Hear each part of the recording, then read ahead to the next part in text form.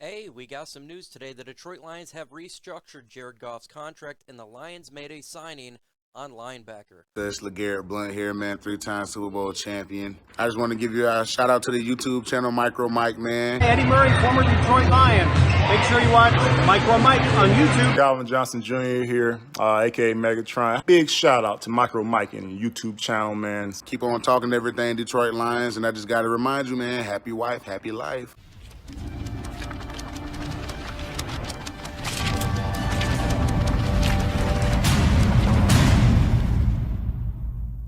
What's going on, YouTube, and welcome to Detroit Lions Talk with Micro Mike. We talk all things Detroit Lions news, rumors, analysis, breakdown, and everything regarding our franchise.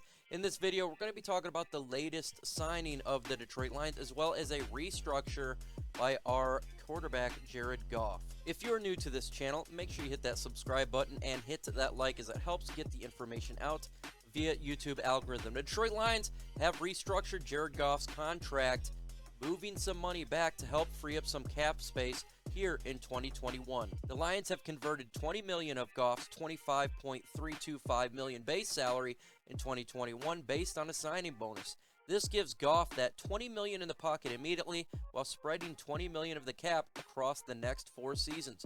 So instead of paying $25.235 million in cap hit, Goff will only have a base salary of $5.65 million, with only $5 million of the signing bonus counted against the cap. In other words, the Lions just cleared up $15 million in cap space. In 2021, $5.625 base salary, cap hit of $10.2625 million. In 2022, base salary of $10.65, a cap hit of $31.25 million. And 2023, a base salary of $20 million and a cap hit of $30.65. In 2024, a cap hit of $31.65, a dead cap hit of $5 million. Hit that like button, folks. Let's get the likes up on this video. Let's try to get to 250 likes. I would love to get to 250 likes. The more likes you get, the more chance the video gets out via YouTube algorithm, and that's how you can support this channel. It's free. Click it, and let's get the Pride Nation more information out there on the net. So in other words, when it comes to Jared Goff, folks, the Detroit Lions quarterback will be on the roster the next 2 seasons. The dead cap hit will be too much for the Lions to cut bait, but this opens up some cap space for 2021 to go ahead and get some free agents. In regards to the NFL draft, in my opinion, this definitely asserts the concept that the Detroit Lions are not taking a quarterback with that 7th pick. They have definitely dedicated the next 2 years to Jared Goff, and 2 years after that, in 23 and 24, they could cut bait with him with minimal cap ramifications. This is something I really did not want the Detroit Lions to do. I really wanted to take all the cap issues this year, so in the upcoming years, we could be free with any type of deals the Lions would like to do, whether it pick a quarterback early in the draft or cut bait with him. It didn't work out. Now that that's not the case, the next 2 years he will be the quarterback. Now, next year they could definitely draft a quarterback if it doesn't work out and sit behind Goff for a year, but to me, now looking at the NFL draft, it really does hurt the concept of them taking a quarterback with that 7th pick. You've dedicated 2 years to Jared Goff, and drafting a quarterback at 7 and sitting for 2 years doesn't make a whole lot of sense. It does help out now, but it could potentially hurt us. With that said, if Jared Goff ends up being the quarterback for the Detroit Lions and does fairly well, hey, it's perfectly fine and it's not going to hurt your team going forward. But considering how much quarterbacks are paid, that seems to be the normal rate, and probably at 2023-24, it'll be exceedingly high if you look at how quarterback contracts continue to go up. But the Detroit Lions did make a signing today. They signed linebacker Alex Anzalone to a 1-year deal. The 1-year, $1.75 million deal. He comes from familiarity, obviously, with Dan Campbell, defensive coordinator Aaron Glenn from the Saints, a former 3rd-round draft pick out of Florida. Anzalone has been a spot starter with up and down career. His athleticism, career numbers are fantastic, leading some believe solid production coverage, but he struggled with missed tackles and run defense most of his career. He'll likely immediately push for the starting lineup, as the Detroit Lions have moved away from not only Jarrad Davis, but as well as Christian Jones. The Detroit Lions need help that linebacking core. This is a small deal, nothing big. It's not going to kill the Lions, but he's definitely, in my opinion, not the long-term solution for the linebacking core.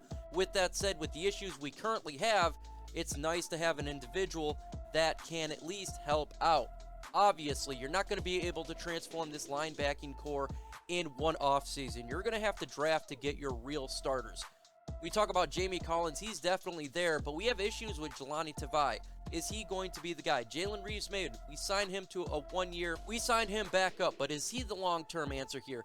Him, when it comes to Alex, is he the long-term answer? Probably not. The long-term answer at linebacking core is in this upcoming draft and probably next year's draft as well. It's really important for the Lions to continue to get quality players for this team and make smart fiscal moves. If Jared Goff ends up being not a good quarterback, it can hurt us in the long run. If he ends up being good, it's perfectly fine. When it comes to Alex here, the one-term deal, look, it's a one-term deal. If it doesn't work out, you simply cut bait with them. You got to have someone on the field. So these moves, I'm a little bit down on the Jared Goff contract by moving the money. With that said, I understand it because you're open up cap space, and you really need to have cap space. And when it comes to Alex signing here, I don't think it's that big of a deal. In all honesty, it's a 1 year deal, and you got to have somebody on the field.